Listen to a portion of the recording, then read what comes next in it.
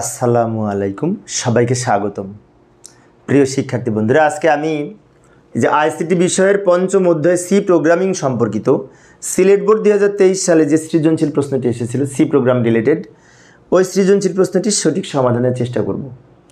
তো সমাধানের জন্য তোমাদের সাথে আছি আমি মোহাম্মদ সিরাজুল ইসলাম, বরিশাল সরকারি model school and college, Barishal. চলো শুরু করা যাক। প্রথমে আমরা প্রশ্নটা দেখব, প্রশ্নে কি বলা আছে। এই যে সিলেট বোর্ড 2023 সালের যে উদ্দীপক আছে, এই উদ্দীপকটি কিন্তু একটি ফ্লো চার্ট দেওয়া আছে এবং এই ফ্লো চার্টটা লক্ষ্য করলে দেখতে পাই যে মাঝখানের যে সূত্র দেওয়া আছে প্রক্রিয়াকরণের মধ্যে, এই সূত্রটা দেখে আমরা খুব সহজেই বুঝতে পারি যে কোন ধরনের প্রোগ্রাম। তো সূত্রে এই যে সি সমান 5 × F-32, এফ হচ্ছে এখানে ফারেনহাইট আর সি হচ্ছে সেলসিয়াস বা সেন্টিগ্রেড। তো তাহলে ফারেনহাইটকে সেলসিয়াসে রূপান্তরের সূত্র এটা আমরা জানি। সেক্ষেত্রে ফারেনহাইটকে সেলসিয়াসে রূপান্তরের জন্য আমাদের এই যে গ নাম্বারে উদ্দীপকের আলোকে অ্যালগরিদম লিখতে বলেছে, ঘ নাম্বারে সি প্রোগ্রাম লিখতে বলেছে। তো উদ্দীপকের আলোকে তো আমরা গ ঘ উত্তর দিব, কিন্তু তার আগে ক এবং খ এই দুটো তো উদ্দীপক ছাড়াই দেওয়া যায়। তো ক খ আগে উত্তর লিখি। তো যাই, ক নাম্বারের উত্তর আমরা এইভাবে লিখতে পারি। ক নাম্বারে বলেছিল ফ্লট ডেটা কি। তো ফ্লট ডেটা হচ্ছে ভগ্নাংশ টাইপ ডেটা। ফ্লট ডেটা হচ্ছে পয়েন্টযুক্ত ডেটা, ভগ্নাংশযুক্ত ডেটা, তাই না? তো এইভাবে আমরা সংজ্ঞা লিখতে পারি। সি প্রোগ্রামে ভগ্নাংশ ডেটা নিয়ে কাজ করার জন্য ফ্লট ডেটা ব্যবহার করা হয়, তাই না? আর এই ফ্লট ডেটার জন্য ডেটা টাইপ হচ্ছে ফ্লট নামক একটি কিওয়ার্ড। আমরা জানি আইএনটি দ্বারা ইন্টিজার টাইপ ভেরিয়েবল বোঝায়।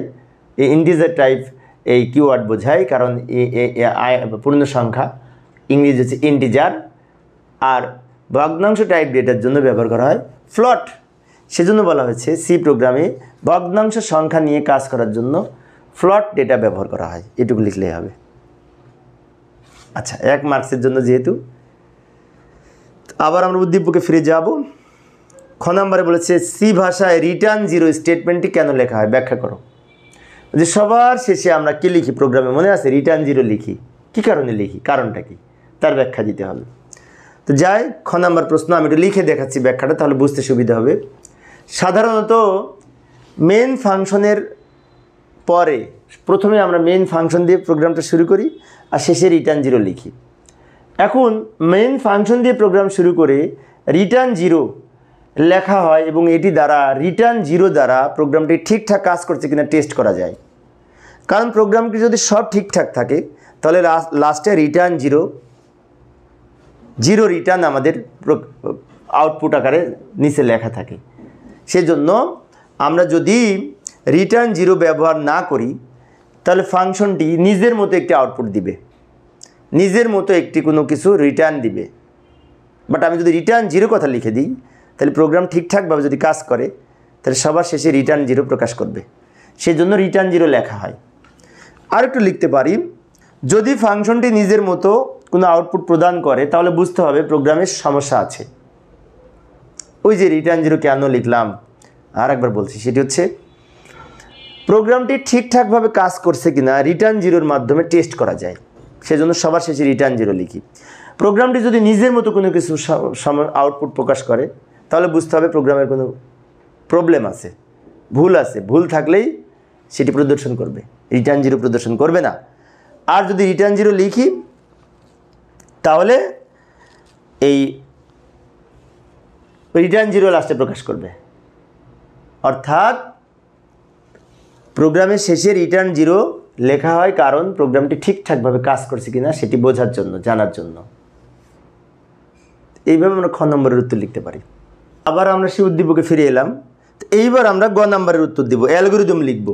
অর্থাৎ এই সূত্র দেখে, মাঝখানের সূত্রটা দেখে বুঝতে পারি যে ফারেনহাইটকে সেলসিয়াসে রূপান্তরের জন্য প্রয়োজনীয় অ্যালগরিদম লিখব।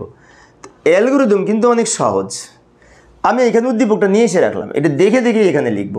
এখানে 1 2 3 4 5টা ধাপ আছে ও অ্যালগরিদমেও 5টা ধাপ হবে। কিন্তু এটা চিত্র ছিল, ওই চিত্রটা আমি এখানে লেখা আকারে প্রকাশ করব।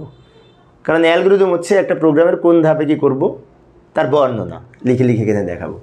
তো সবার উপরে আমরা এই কথাটা লিখে রাখবো উত্তর গ, উদ্দীপকে বর্ণিত ফারেনহাইট তাপমাত্রাকে সেন্টিগ্রেডে রূপান্তরের অ্যালগরিদম নিম্নরূপ, অথবা সেলসিয়াসে রূপান্তরের অ্যালগরিদম নিম্নরূপ।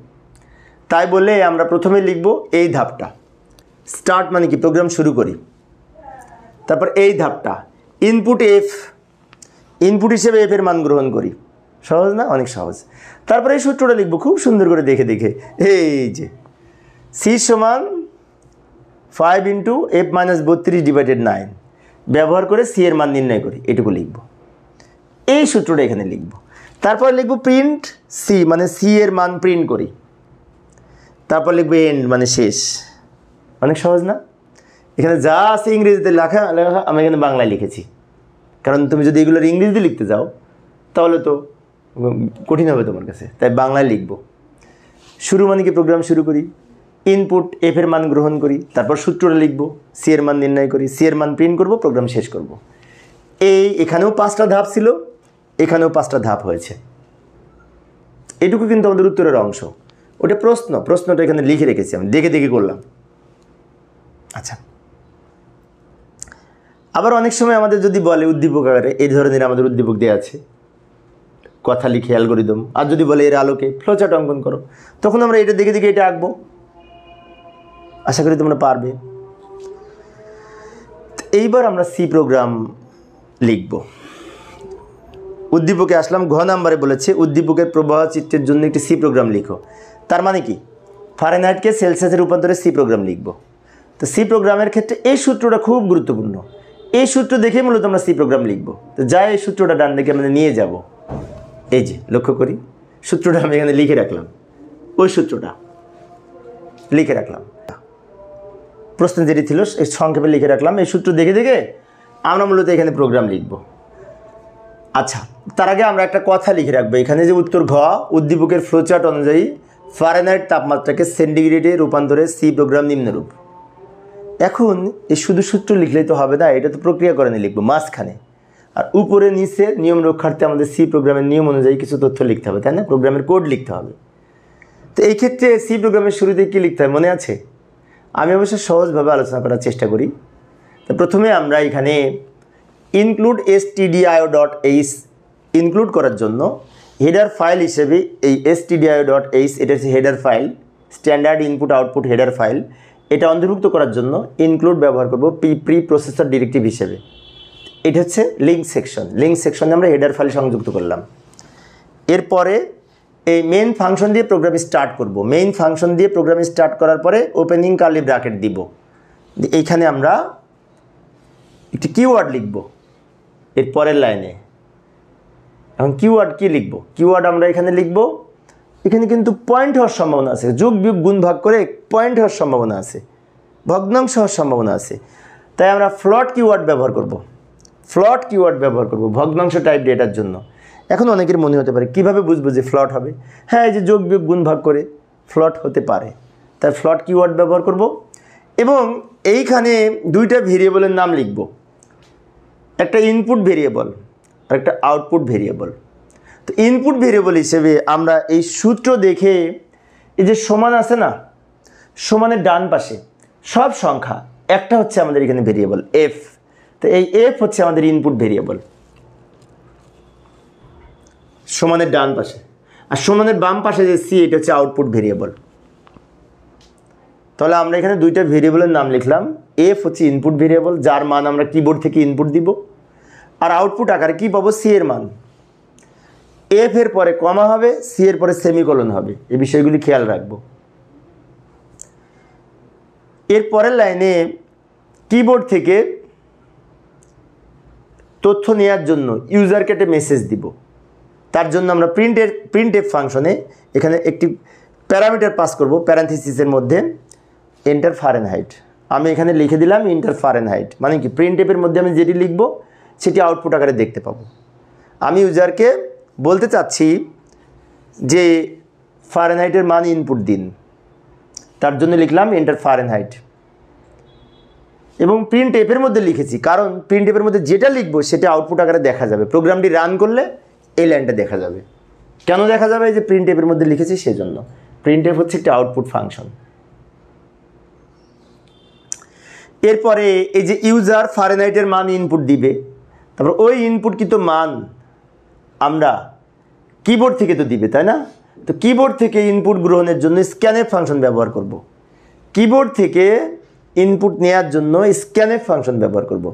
আর স্ক্যানএফ ফাংশনের ফরম্যাট হচ্ছে স্ক্যানএফ হচ্ছে ফাংশন, তারপর আমরা এখানে এই ফরম্যাট স্পেসিফায়ার হিসাবে যেহেতু ফ্লট কিওয়ার্ড ব্যবহার করেছি, তো %f হবে, একবার হবে। কার জন্য? f এর জন্য। অর্থাৎ %f দ্বারা ভগ্নাংশ টাইপ ডেটা ইনপুট নেওয়ার জন্য ফরম্যাট স্পেসিফায়ার বোঝানো হয়। অর্থাৎ ভগ্নাংশ টাইপ ডেটা ইনপুট নিয়ে f এর মধ্যে রাখবে, f নামক যে ভেরিয়েবল নিয়েছি আমরা তার মধ্যে সংরক্ষণ করবে। তা এখানে f লিখে দিতে হবে। অর্থাৎ এই লাইনটা হচ্ছে স্ক্যানএফ হচ্ছে ইনপুট ফাংশন, %f হচ্ছে ফরম্যাট স্পেসিফায়ার যার মাধ্যমে ভগ্নাংশ ডেটা ইনপুট নেওয়া যায় এবং ভগ্নাংশ ডেটা ইনপুট নিয়ে f এর মধ্যে রাখবে। তাই লিখলাম f মানে অ্যাড্রেস অফ f নামক ভেরিয়েবলের ঠিকানার মধ্যে এটা রাখবে, তার জন্য এখানে f লিখেছি দিয়ে। এই পর্যন্ত আমাদের ইনপুট অংশ। এর পরের লাইনে এই সূত্রটা হুবহু লিখবো দেখে দেখে, এটা তো প্রশ্নই দেওয়া আছে, হুবহু দেখে দেখে লিখবো। এটা দ্রুত লিখলাম সময় সেভ করার জন্য। c সমান এই যে 5 × f - 32 / 9, এইটা এখানে লিখলাম। তারপরে এই c এর মান প্রিন্ট করব, প্রিন্ট c এর মান। অর্থাৎ এই আমি কিছুক্ষণ আগে বলেছি, আবারও বলছি, এই লাইন দেখে এই লাইনটা মুখস্থ থাকলে উপরেটা লেখা যায়, নিচেরটা লেখা যায়। এই লাইনের ডান দিকে যেটা থাকবে সমানের ডান দিকে সেটা উপরে যাবে ইনপুট হিসেবে, আর সমানের বাম পাশে যেটা থাকবে সেটা কিন্তু আউটপুট, এটার মান বের হবে। সেজন্য এই c আমরা এখানে লিখব যে Celsius is equal to %f, c। এখন অনেকের মনে হতে পারে এটা লিখলাম কেন? কারণ আমি c এর মানটাতে আউটপুট আকারে পেতে চাই। তো আউটপুট পাওয়ার জন্য আবার মনিটরে দেখব, তো মনিটরে যাহাই দেখতে চাবো আউটপুট আকারে, তার আগে আমরা প্রিন্টএফ ফাংশন ব্যবহার করব। প্রিন্টএফ ফাংশন ব্যবহার করার পরে আমরা কী দেখতে চাই? আমরা দেখতে চাই সেলসিয়াস ইজ ইকুয়াল টু, সেলসিয়াসের মানটা দেখতে চাই। তা লিখবো Celsius is equal to %f। %f যেখানে লিখবো সেখানেই এই c এর মানটা প্রকাশ করবে, সেজন্য পাশে c লিখে দিব। এখানে যা লিখবো c এর মানটা এইখানে দেখা যাবে আউটপুট আকারে। সবার শেষে সেমিকলন দিব, প্রত্যেকটা শেষে কিন্তু সেমিকলন দিব। সবার শেষে রিটার্ন 0 লিখে প্রোগ্রাম শেষ করব। এইভাবে আমরা ফারেনহাইটকে সেলসিয়াসে রূপান্তরের জন্য সি প্রোগ্রাম লিখতে পারি। এখন এইটা যদি আমরা আউটপুট দেখতে চাই, তো এই যে প্রথমে কি লিখেছিলাম এন্টার ফারেনহাইট, এটা দেখতে পাবো। প্রোগ্রামটা রান হলে এইটুকু দেখা যাবে। প্রিন্টএফের মধ্যে যা লিখব ফার্স্ট ব্র্যাকেটের মধ্যে এবং এই কটের মধ্যে, কোটেশনের মধ্যে, সেটা এখানে দেখতে পাবো। তা আমি একটা এখানে ইনপুট দিই, মনে করি আমি একটি কাল্পনিক সংখ্যা 97.7 ফারেনহাইট আমার শরীরের তাপমাত্রা। তাহলে এটি সেলসিয়াসে রূপান্তর করলে কত হবে? তাহলে 97.7 এই সূত্রে f এর মান বসিয়ে যোগ বিয়োগ গুণ ভাগ করে c এর মান বের হবে, সেটি হবে সেলসিয়াস। এন্টারে চাপ দিলে এই লাইনটা দেখা যাবে। কি দেখা যাবে? Celsius is equal to %f যেখানে লিখেছি সেখানে c এর মানটা দেখা যাবে, ফলাফলটা। এই যে এখানে %f লিখেছিলাম, সমানের পরেই %f আউট হয়ে ওখানে উত্তরটা দেখা যাবে। উত্তর হচ্ছে 36.5, কিন্তু 5 এর পরে আরও 5টা শূন্য হবে, কারণ %f যদি ব্যবহার করি তাহলে তার ডিফল্ট আউটপুট হচ্ছে পয়েন্টের পরে 6টা সংখ্যা হবে, 5 সহ 5টা শূন্য দিয়ে 6টা সংখ্যা হয় পয়েন্টের পরে। এইভাবে আমরা সি প্রোগ্রাম লিখতে পারি ফারেনহাইটকে সেলসিয়াসে রূপান্তরের। তো প্রিয় শিক্ষার্থী বন্ধুরা, এই ছিল আমার আজকের আলোচনার বিষয়। আমি অবশ্য অল্প অল্প করে আলোচনা করি শিক্ষার্থীদের অনুরোধে। তো পরের ক্লাসে কি করবো দেখে যাই। পরের ক্লাসে যশোর বোর্ড 2023 সালে যে সৃজনশীল প্রশ্নটি এসেছিল ওই প্রশ্নটির সমাধানের চেষ্টা করব, দেখার আমন্ত্রণ রইল। পরিশেষে সবাই ভালো থাকবে এবং সুস্থ থাকবে এই কামনায় খোদা হাফেজ।